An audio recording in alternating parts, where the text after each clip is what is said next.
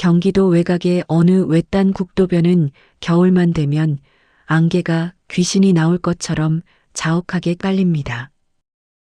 앞이 전혀 보이지 않는 그 뿌연 길 위로 검은색 세단 한 대가 갓길에 거칠게 멈춰 섰지요.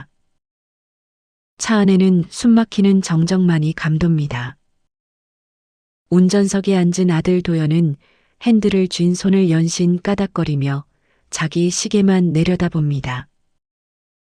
마치 약속 시간에 늦은 사람처럼, 아니면 아주 귀찮은 숙제를 빨리 해치우고 싶어 안달이 난 사람처럼 말입니다. 뒷좌석에 앉은 75의 정식 어르신은 미동도 없이 창밖을 보고 계십니다. 어르신의 발치에는 다해진 가죽 가방 하나가 놓여 있는데 그게 참 기가 막힙니다. 70평생 자식들 먹이고 입히느라 뼈 빠지게 일군 그 세월이 고작 저 가방 하나에 다 들어간다는 게 말이나 됩니까? 가방 안에는 낡은 내복 몇 벌과 늘 드시던 혈압약 봉지뿐입니다. 사람이 늙으면 몸무게보다 마음의 무게가 먼저 가벼워진다고 하더니 지금 정식 어르신의 모습이 딱 그랬습니다. 아들 도연은 이제 미안해하는 신용조차 귀찮은 모양입니다. 도연은 뒤도 돌아보지 않은 채 짜증 섞인 목소리로 툭 내뱉습니다. 아버지, 여기 공기도 좋고 시설도 최고급이래요. 요즘은 이런 데 들어오고 싶어도 못 들어온다니까요. 잠깐만 계세요. 사업 정리 좀 되면 금방 데리러 올 테니까. 그 목소리에는 아버지를 걱정하는 마음은 눈곱만큼도 없고 오직 이 짐을 내려놓겠다는 해방감만 가득했습니다. 정식 어르신은 대답 대신 고개를 천천히 끄덕였죠. 사실 어르신은 이미 다 알고 계셨거든요. 지난밤 거실 문틈으로 들려오던 자식들의 무서운 속삭임을 말입니다. 아버지가 저렇게 정신이 오락가락하실 때 요양원에 모셔야 상가 건물을 우리 명의로 돌리기 쉽대. 언제까지 우리가 뒷바라지할 순 없잖아. 우리도 이제 좀 사람답게 살아야지. 어르신은 그 차가운 계산들을 숨죽여 들으며 가슴속에서 아버지라는 이름의 마지막 밧줄이 툭 하고 끊어지는 소리를 들었습니다. 도연은 차 문을 열고 내리더니 어르신의 팔을 거의 잡아 끌다시피 해서 밖으로 모십니다. 부축하는 게 아니라 마치 고장난 물건을 옮기는 모양새입니다. 요양원 현관으로 향하는 정식 어르신의 발걸음은 무거웠지만 이상하리만큼 일정했습니다. 보통의 치매 환자라면 발을 질질 끌거나 어디로 갈지 몰라 헤매야 하거늘 어르신은 오직 아들을 안심시키기 위해 일부러 비틀거리며 도연의 어깨에 몸을 의지했습니다. 자식들이 그토록 보고 싶어하는 쓸모없어진 노인네의 모습을 완벽하게 연기해 주신 거죠. 요양원의 육중한 철문이 끼익 비명을 지르며 열리자 사회복지사 선우 씨가 조심스레 발을 내디뎠습니다. 그 서슬 퍼런 철문 소리에 정식 어르신의 어깨가 움찔하고 떨렸지요. 하지만 아들 도연은 그 떨림조차 외면한 채 마치 쫓기는 사람처럼 준비해온 서류 뭉치를 선우 씨 앞에 들이밀었습니다. 우리 아버지, 이제 아무것도 모릅니다. 방금 밥 먹고도 안 먹었다 하시고 자식 얼굴도 가물가물해 하세요. 여기 의사 소견서랑 서류 다 챙겨왔으니까 오늘부터는 여기서 책임져 주십시오. 전 바빠서 이만 가보겠습니다. 아들의 말투는 부모를 모시는 자식의 목소리가 아니었습니다. 마치 반품조차 되지 않는 무거운 짐짝을 억지로 떠넘기는 장사꾼처럼 차갑고 서둘렀지요. 정식 어르신은 파르르 떨리는 손으로 아들의 소매 끝자락을 슬며시 붙잡았습니다. 마지막 남은 자존심마저 버린 채 한 번만 더 얼굴을 봐달라는 간절한 몸짓이었지요. 하지만 도연은 그 손길이 닿기도 전에 바쁘다며 매몰차게 팔을 뿌리쳤습니다. 아들은 뒤도 돌아보지 않고 차로 달려가 올라탔습니다. 어르신은 안개 속으로 멀어지는 차를 향해 도연아, 도연아 하고 목소리도 나오지 않는 입술을 달싹이며 한 걸음 내디뎠습니다. 하지만 아들은 백미러 한 번을 보지 않았습니다. 안개 속으로 사라지는 검은 세단의 붉은 테일램프가 마치 어르신의 가슴팍에 시뻘건 낙인이라도 찍는 것처럼 길게 번져나갔습니다. 차 소리가 완전히 잦아들고 사방에 다시 정적이 찾아올 때까지 어르신은 그 자리에 망부석처럼 박힌 듯 서 계셨습니다. 겨울바람에 속절없이 흩날리는 백발이 어찌나 가련하고 처량해 보이던지 곁을 지키던 선우 씨의 눈가에도 뜨거운 눈물이 차올랐지요. 선우 씨는 애처로운 마음을 가득 담아 어르신의 굽은 등을 조심스레 감싸 안으며 이제 그만 추위를 피해 따뜻한 안으로 들어가시기를 간곡히 권해드렸습니다. 어르신의 고개가 천천히 아래로 향했습니다. 그러고는 파르르 떨리는 손으로 주머니 깊숙한 곳에서 무언가를 소중하게 꺼내셨습니다. 그것은 30해 전 도연이가 초등학교도 들어가기 전 고사리 같은 손으로 삐뚤빼뚤하게 적어준 효도 쿠폰 한 장이었습니다. 아빠 안마해주기, 아빠 말 잘 듣기. 세월이 흘러 종이는 누렇게 변하고 모서리는 다해졌지만 어르신은 그 종이 조각이 세상에서 가장 귀한 보물이라도 되는 양손바닥으로 조심조심 펴셨습니다. 그 낡은 종이 위로 어르신의 눈물이 툭 하고 떨어졌습니다. 아들에게 버림받은 서러움보다 저렇게 예쁘던 자식이 어쩌다 저리도 모질게 변했을까 하는 아비의 마음이 더 아파서 흘리는 피눈물이었지요. 어르신은 소매로 눈물을 훔치며 아주 낮지만 서늘한 목소리로 의졸이셨습니다. 효도 쿠폰이라. 그래, 내가 준 이 마지막 약속을 내가 오늘 요긴하게 써주마. 내가 내 말을 잘 듣겠다고 했으니 이제 아비가 내 인생에 가장 큰 가르침을 주마. 방금 전까지 아들의 뒷모습을 보며 하염없이 울던 노인의 눈빛이 순식간에 180도 바뀌었습니다.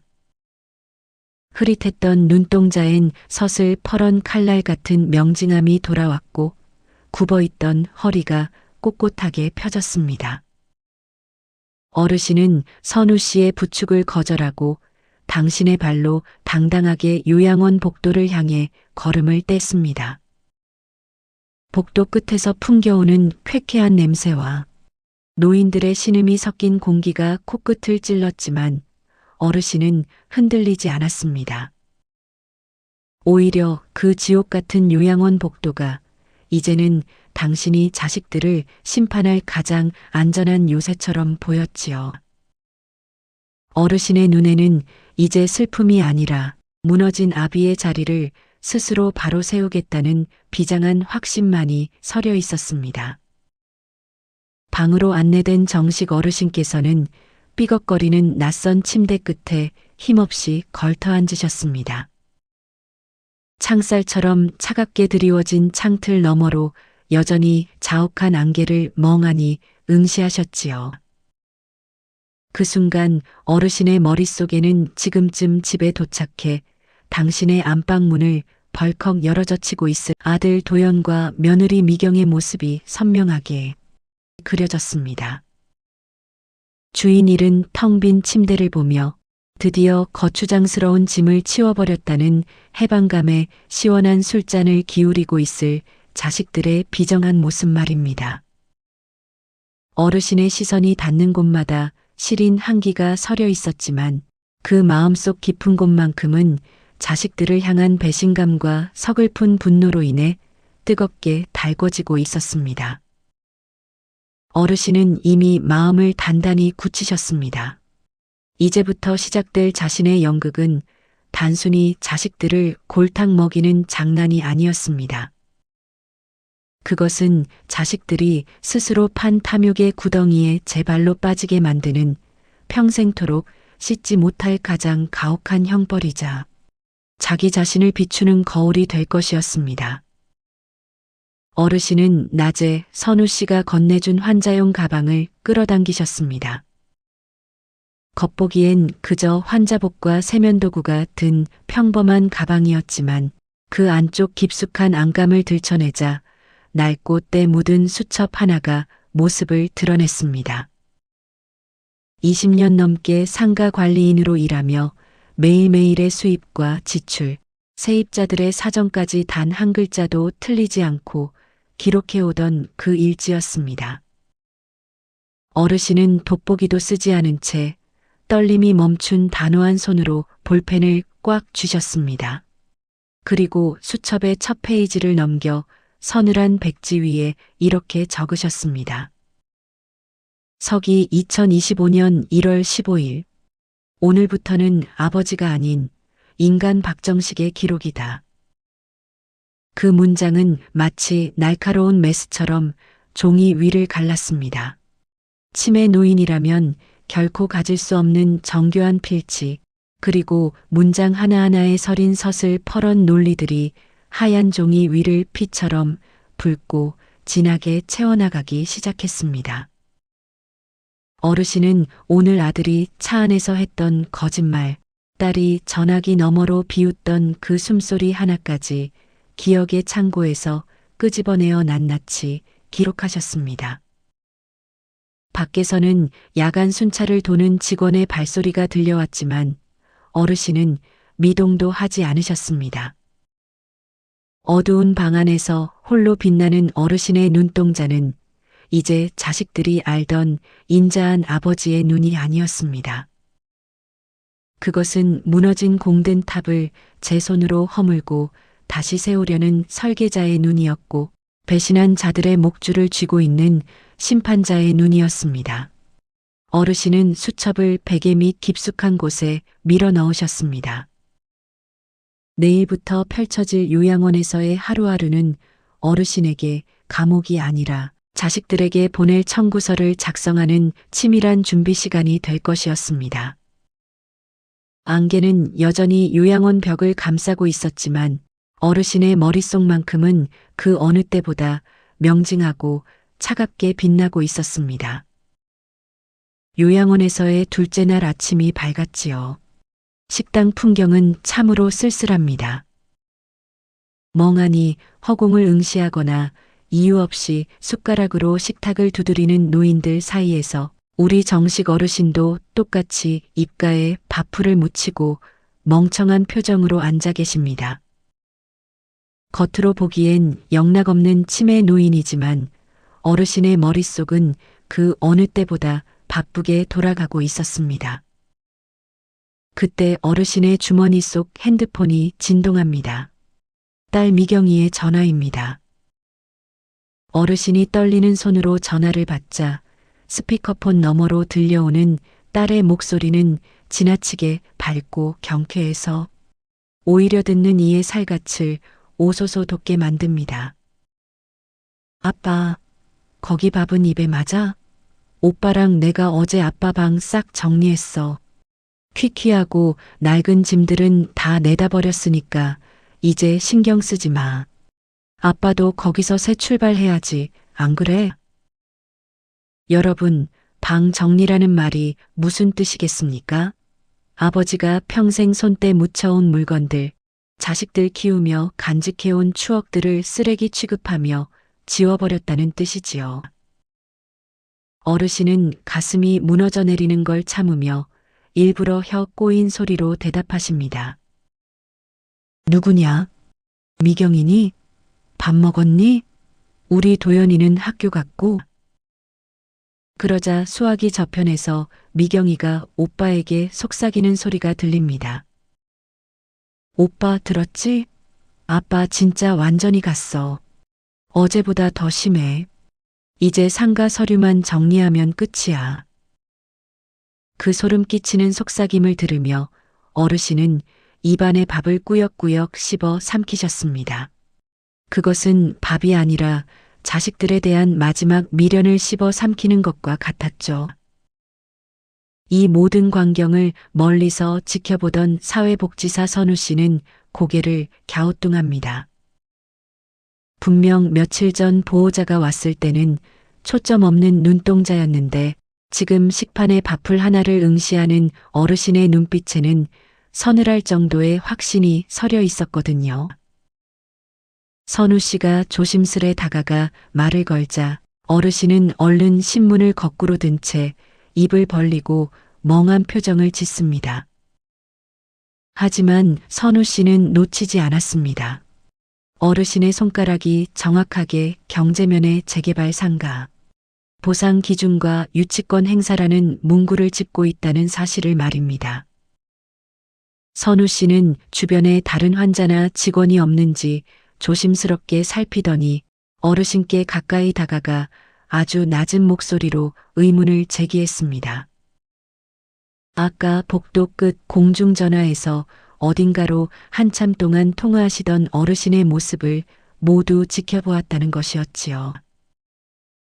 보통의 치매 환자라면 자기 집 번호조차 기억하지 못해 헤매기 마련인데 어르신께서는 10자리가 넘는 긴 번호를 단 한 번의 망설임도 없이 누르는 확신에 찬 모습을 보이셨습니다.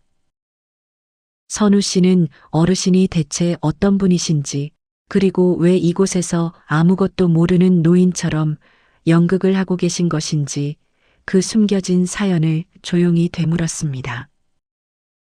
그 순간이었습니다. 어수룩하게 벌어져 있던 어르신의 인매가 단단하게 다물어지더니 거꾸로 들고 있던 신문을 탁 소리나게 접어 식탁 위에 내려놓으셨습니다. 그러고는 천천히 고개를 들어 선우 씨의 눈을 똑바로 응시하셨지요. 그 눈빛은 며칠간 보아왔던 흐릿한 노인의 눈이 아니었습니다. 수십 년 세월 동안 거친 상가 세입자들을 호령하고 돈 냄새를 맡으며 산전수전 다 겪어낸 노련한 호랑이의 눈이었습니다. 선우 씨는 자신도 모르게 뒷걸음질을 칠 뻔했습니다. 방 안의 공기는 순식간에 차갑게 가라앉았습니다. 어르신의 목소리는 낮고 조용했지만 그 안에는 평생 풍파를 겪어온 이만이 가질 수 있는 단호하고 묵직한 위엄이 서려 있었지요. 선생님, 세상살이 길게 해보니 말이요. 보지 말아야 할걸. 본 사람보다 보고도 못 본 척해야 제명에 사는 사람이 훨씬 더 많은 법입디다. 선생님도 지금 본 건 그냥 꿈이라 생각하고 못 본 척하세요. 그게 선생님 신상에도 이 요양원 평화에도 좋을 겁니다. 선우 씨는 그 서슬 퍼런 위엄에 눌려 마른 침을 꿀꺽 삼켰습니다. 숨이 턱 막히는 압박감 속에서 어르신은 한 걸음 더 다가와 말씀하셨습니다. 내 자식놈들은 내 평생의 세월을 치매라는 오물통에 처박아 버렸지만 나는 내 인생이 결코 오물이 아니었다는 걸 증명해야겠습니다. 선생님이 나를 조금만 도와주면 내가 떠날 때 이 요양원 아이들에게 평생 구경도 못할 아주 큰 선물을 남기고 갈 수도 있는데 어찌하시겠습니까? 어르신은 주머니 속에서 낡고 묵직한 열쇠꾸러미 하나를 꺼내 선우 씨의 눈앞에 달랑거려 보이셨습니다. 쇳소리가 차갑게 부딪혔지요. 그것은 자식들이 온 집안을 돼지우리처럼 뒤엎고 벽지까지 뜯어가며 찾으려 했던, 그러나 끝내 찾지 못한 상가 관리실 지하 금고의 열쇠였습니다. 어르신의 진짜 목숨줄이자 자식들의 탐욕을 단칼에 베어버릴 단두대의 칼날이 그 작은 열쇠 속에 숨겨져 있었던 것입니다. 선우 씨는 떨리는 눈으로 그 열쇠와 어르신의 서늘한 미소를 번갈아 보았습니다. 이제 요양원의 안개 속에서 누구도 상상치 못한 거대한 심판의 수레바퀴가 구르기 시작한 것입니다. 사실 자식들이 눈이 벌게져서 가져간 상가 건물 서류는 겉만 번지르르한 빈 껍데기였습니다.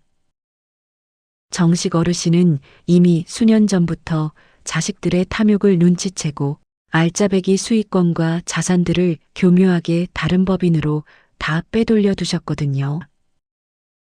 자식들이 챙겨간 건 겉보기엔 수십억짜리 건물이지만 속을 까보면 감당 못할 빚과 복잡한 법적 분쟁이 거미줄처럼 얽힌 독이 든 성배였습니다. 오후가 되자 아니나 다를까 아들 도연과 딸 미경이가 변호사까지 대동하고 요양원을 다시 찾아왔습니다. 아버지가 완전히 정신을 놓았을 때 마지막 확인 도장을 받아내어 쐐기를 박으려는 속셈이었죠. 면회실로 불려나간 정식 어르신은 일부러 침을 약간 흘리며 초점 없는 눈으로 자식들을 보았습니다. 아들 도연은 귀찮다는 듯 어르신의 어깨를 툭 치며 만년필을 쥐어줍니다. 아버지, 여기 이름 옆에 사인 한 번만 하세요. 그래야 제가 아버지 병원비도 내고 상가도 잘 지키죠. 아셨죠? 옆에서 지켜보던 딸 미경이는 얼굴 가득 화사한 웃음을 띠며 어르신의 손을 꼭 맞잡았습니다. 그 웃음 뒤에는 아버지가 평생 피땀 흘려 일군 재산을 오빠의 사업 자금으로 내놓는 것이 결국 가문을 위한 길 아니겠느냐는 교묘하고도 뻔뻔한 설득이 담겨 있었지요.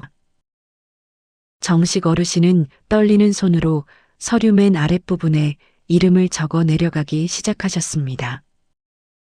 그런데 그 필체가 평소의 정갈하고 힘 있는 모습이 아니었습니다. 마치 글을 처음 배우는 어린아이가 장난으로 낙서라도 한 듯 삐뚤빼뚤하고 도저히 알아볼 수 없는 엉망진창인 글자를 남기신 겁니다. 사실 이것은 어르신이 자식들을 향해 놓은 아주 치밀한 덫이었습니다. 훗날 법정에서 다투게 될 때 서명을 하던 그 순간에 본인은 이미 의사결정 능력을 완전히 상실한 심신상실 상태였다는 것을 확실하게 증명하기 위해 일부러 남기신 흔적이었던 것이죠.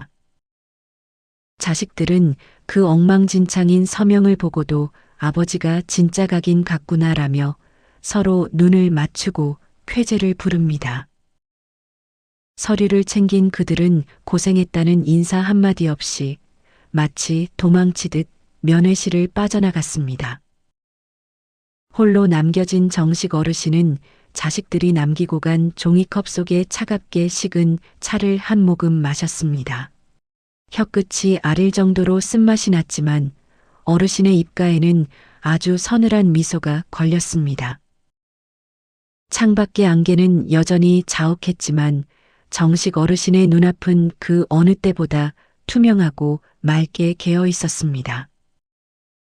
이제 누구의 눈치도 보지 않고 오직 자신만의 방식으로 그들을 심판할 준비가 끝난 것입니다. 요양원의 시계는 밖보다 느리게 가는 것 같지만 담장 밖 세상은 무섭게 돌아가고 있었습니다. 자식들이 아버지를 요양원에 모셔다 놓고 승전고를 울리며 돌아갔던 그날 이후 정식 어르신은 본격적으로 움직이기 시작하셨지요. 어르신은 사회복지사 선우 씨를 자기 편으로 만드셨습니다.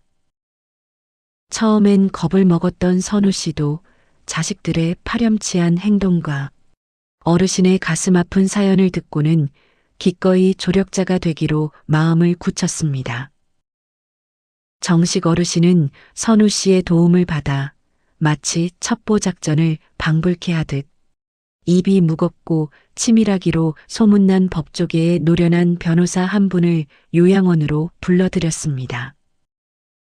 면회실 가장 깊숙한 구석자리, CCTV의 사각지대이자 자식들이 심어놓은 눈과 귀가 절대 닿지 않는 그 은밀한 곳에서 드디어 판이 짜이기 시작했습니다. 어르신은 그간 쓰고 있던 치매 노인의 허름한 가면을 미련 없이 벗어던지셨습니다. 굽어있던 허리를 대나무처럼 곧게 펴고 변호사를 마주한 어르신의 눈빛은 평생 읽어온 자산의 지도를 머릿속에 통째로 그려 넣은 냉철한 설계자의 그것이었습니다. 변호사님, 내 자식놈들이 눈이 벌게져서 가로채간 그 상가 건물 말입니다. 그놈들은 지금 자기들이 황금알을 낳는 거위를 잡았다고 생각하겠지요? 하지만 틀렸습니다. 그건 겉만 번지르르하게 칠해놓은 빈 껍데기일 뿐입니다. 어르신의 목소리는 서리가 내린 듯 차갑고 매서웠습니다. 어르신은 변호사 앞에 수십 년간 남몰래 준비해온 서류 뭉치를 펼쳐 보이셨습니다. 이미 수년 전부터 그 건물 앞으로 얽히고 설킨 복잡한 소송들, 해결되지 않은 유치권, 그리고 내 손으로 묶어둔 막대한 세금 체납건들을 지뢰처럼 매설해 두었습니다. 지금은 조용하겠지만 그놈들이 건물 명의를 제 이름으로 옮기고 대출을 받으려 하는 순간 그 지뢰들이 하나둘씩 터지기 시작할 겁니다. 그들은 보물상자를 가져갔다고 믿겠지만 사실 그건 열어서는 안 될 재앙의 상자, 판도라의 상자인 셈이지요. 변호사조차 어르신의 이 치밀하고 완벽한 준비의 등줄기가 서늘해지는 것을 느꼈습니다. 어르신은 거기서 멈추지 않으셨습니다. 자식들이 꿈에도 상상하지 못했던 어르신의 진짜 숨겨둔 알짜배기 자산들, 현물 자산과 현금, 그리고 알지 못하는 알짜배기 땅들을 사회복지재단과 이 요양원에 전부 기부하는 절차를 밟기 시작하셨습니다. 이 기부 계약서에는 아주 서슬퍼런 조건들이 단서로 붙었습니다. 첫째, 내가 이곳 요양원에 살아있는 동안은 이 모든 기부 절차를 철저히 비밀로 할 것. 둘째, 내가 세상을 떠난 뒤에는 자식들이 단 한 푼의 유류분 소송조차 제기하지 못하도록 법적으로 완벽하게 차단할 것. 어르신은 펜을 들어 기부 증서에 서명하며 나직하게 의졸이셨습니다. 돈 때문에 아버지를 버린 놈들에게는 그들이 그토록 사랑하는 돈이 어떻게 사람의 목을 죄는 밧줄이 되는지 똑똑히 보여줘야지요. 나는 오늘 내 전 재산을 사회에 환원하지만 동시에 자식들에게는 탐욕의 대가라는 가장 비싼 수업료를 청구하는 겁니다. 서류에 찍힌 붉은 인장 잉크가 마치 자식들의 탐욕을 단죄하는 심판의 낙인처럼 선명하게 번졌습니다. 어르신은 이제야 큰 숙제를 끝낸 듯 선우 씨가 가져다 준 따뜻한 차 한 모금을 머금으며 창밖에 짙은 안개를 보셨습니다. 이제 자식들이 저 재앙의 상자를 열고 비명을 지를 날도 머지 않았습니다. 아들 도연은 아버지가 넘겨준 상가 건물을 손에 쥐자마자 세상이 다 제 것인 양 굴었습니다. 이제 나도 강남 건물주다. 평생 고생 끝이다. 라며 아직 들어오지도 않은 돈을 미리 당겨 쓰기 시작했지요. 수억 원대 외제차를 덜컥 계약하고 평소 자신을 무시하던 친구들을 불러 모아 값비싼 양주를 뿌리며 호기를 부렸습니다. 하지만 그 달콤한 꿈은 정확히 일주일 만에 처참한 비명으로 바뀌었습니다. 대출 심사 결과를 듣기 위해 찾은 은행 지점장실에서 도연은 귀를 의심케 하는 서류 뭉치를 건네받았습니다. 김도연 씨, 죄송하지만 이 건물은 담보 가치가 전혀 없습니다. 아니, 가치 문제가 아니라 당장 터지기 일보 직전인 폭탄입니다. 지점장의 목소리는 냉담했습니다. 확인해 보니 이 건물은 현재 수십 명의 세입자와 복잡한 유치권 소송에 휘말려 있고 아버님 명의로 체납된 세금만 수억 원입니다. 대출은커녕 다음 주면 세무서에서 건물 전체에 압류를 걸겠다고 통보가 왔어요.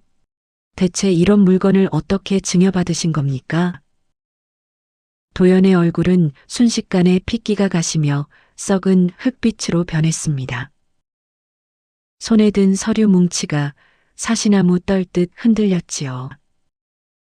그 시각 딸 미경이의 사정도 다르지 않았습니다. 아버지가 요양원에 들어가자마자 아파트 인테리어를 새로 싹 바꾸고 명품 가방을 긁어대던 그녀였습니다. 아빠 통장에 잔고가 넉넉할 텐데 뭘 걱정해? 라며 큰 소리를 쳤지만 은행 창구에서 들려온 소식은 날벼락 그 자체였습니다. 고객님, 이 통장들은 이미 법적으로 지급 정지 상태이거나 한도가 꽉 찬 마이너스 통장들입니다. 미납된 이자만 합쳐도 일반 직장인 연봉 수준인데 이걸 알고 계셨나요? 미경은 은행 한복판에서 비명을 지를 뻔했습니다.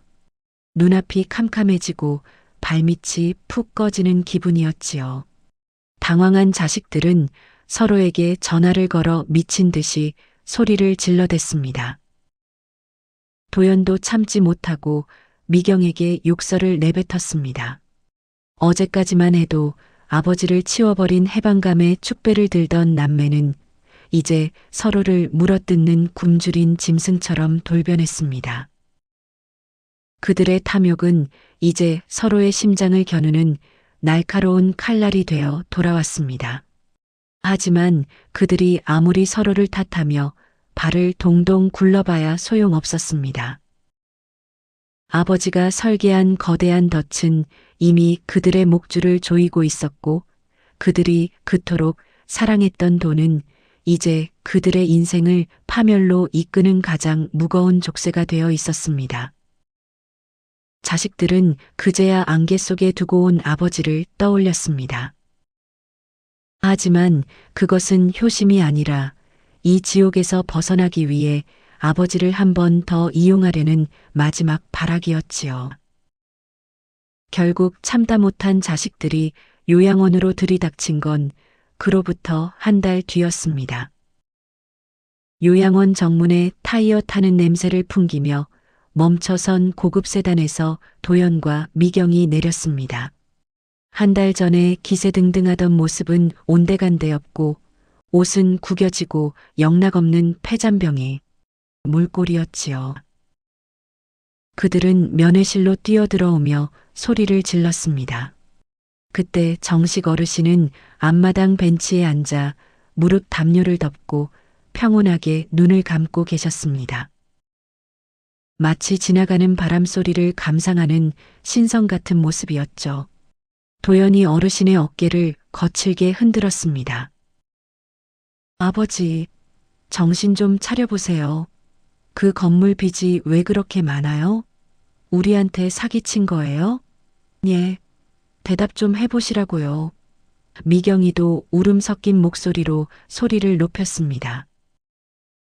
아빠, 우리 다 망하게 생겼어. 기부했다는 소문은 또 뭐야? 우리 줄 돈을 왜 남한테 줘? 당장 취소 서류에 도장 찍어. 하지만 정식 어르신은 천천히 눈을 뜨시더니 자식들을 아주 낯선 사람 보듯 멍하니 바라보셨습니다. 그리고 입가에 천진난만한 미소를 띠며 말씀하셨습니다. 누구신데 이렇게 소리를 지르실까? 혹시 우리 아들 친구들이요? 우리 아들은 나 데리러 온다고 서울 갔는데 아직 안 오네. 도연은 미칠 노릇이었습니다. 눈앞에 아버지가 연기를 하는 건지 진짜 치매가 심해진 건지 분간이 안 갔거든요. 도연이 어르신의 멱살을 잡으려 하자 옆에서 지켜보던 선우 씨가 단호하게 제지했습니다. 보호자님, 진정하세요. 어르신 지금 상태가 아주 안 좋으십니다. 자극하시면 안 돼요. 그때 정식 어르신이 주머니에서 꼬깃꼬깃 접힌 종이 하나를 꺼내 도연의 손바닥에 쥐어주셨습니다. 이거 있으면 우리 아들이 나 데리러 온다고 그랬어. 너희도 이거 필요하니? 나한테는 이것뿐인데. 너희 줄까? 도연이 떨리는 손으로 그 종이를 펼쳤습니다. 그것은 30년 전 자신이 어린 시절 아빠에게 선물했던 효도 쿠폰이었습니다. 안마해주기, 아빠 말 잘 듣기. 그 낡고 노란 종이를 보는 순간 도연은 심장이 덜컥 내려앉는 기분을 느꼈습니다. 아버지는 자식들이 자신을 버린 그 순간에도 자식들이 가장 순수했던 시절의 약속을 가슴에 품고 계셨던 겁니다.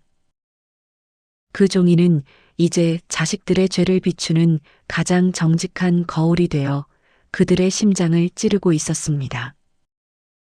아버지, 제발, 우리 좀 살려주세요. 도연이 무릎을 꿇고 통곡했지만 정식 어르신은 그저 먼 산을 보며 콧노래를 흥얼거리셨습니다. 결국 자식들은 아무것도 얻지 못한 채 요양원 직원들에게 끌려나가듯 쫓겨났습니다.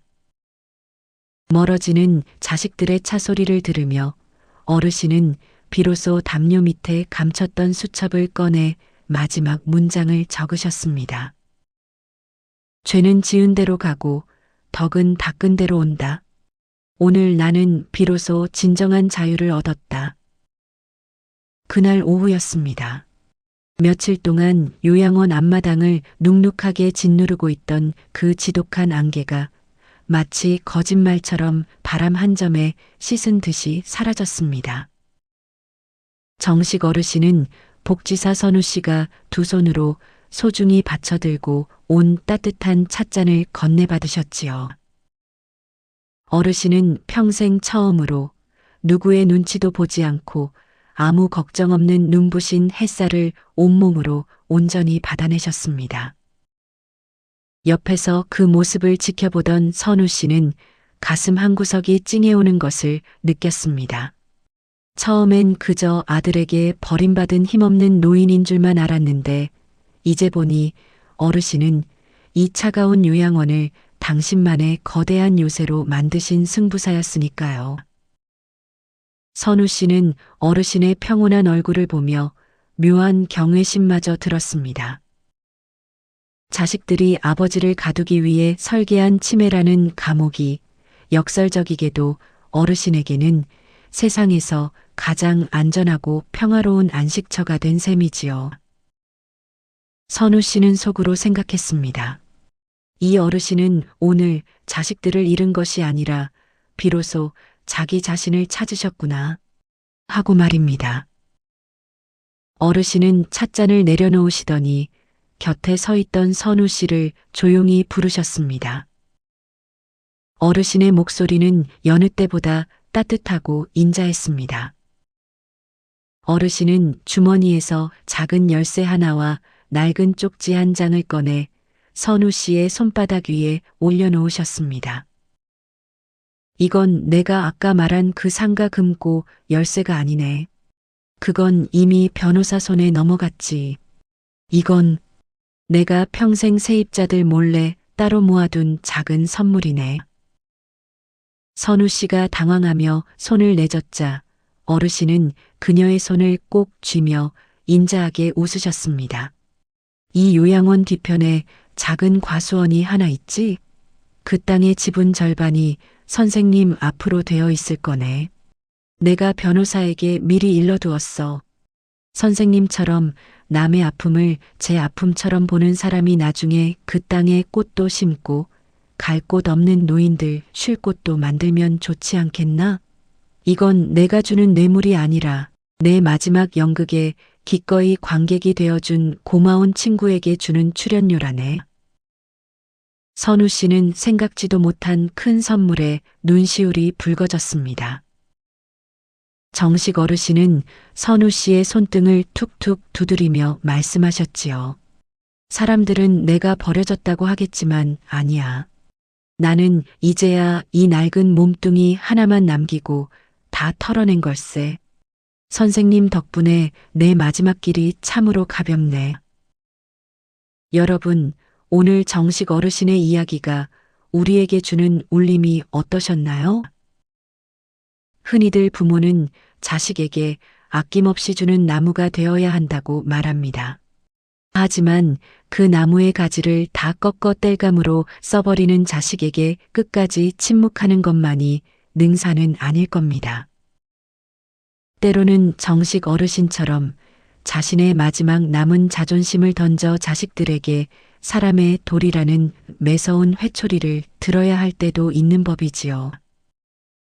살다 보면 이런 말이 가슴에 와닿을 때가 있습니다. 자식은 부모의 뒷모습을 보고 자라고 부모는 자식의 앞모습에서 자신의 세월을 본다는 말입니다. 정식 어르신은 오늘 그 거울 같은 자식들의 앞모습을 보며 당신이 살아온 세월을 정리하신 겁니다. 우리도 한 번쯤 조용히 내 손바닥을 내려다봐야겠습니다. 지금 내 손에 쥔 것이 자식에게 물려줄 고귀한 유산인지 아니면 그들의 영혼을 서서히 망가뜨릴 독배인지 말입니다. 나이 먹어 가장 서러운 것이 자식에게 짐이 되는 것이라지만 진짜 서러운 것은 자식 마음 속에 내 자리가 없다는 것을 깨닫는 순간일 겁니다. 하지만 어르신은 그 서러움을 복수가 아닌 가르침으로 승화시키셨습니다. 오늘 밤 잠자리에 드시기 전에 가만히 스스로에게 물어보셨으면 좋겠습니다. 나는 내 인생의 안개가 걷혔을 때 어떤 얼굴로 햇살을 마주할 것인가 하고요.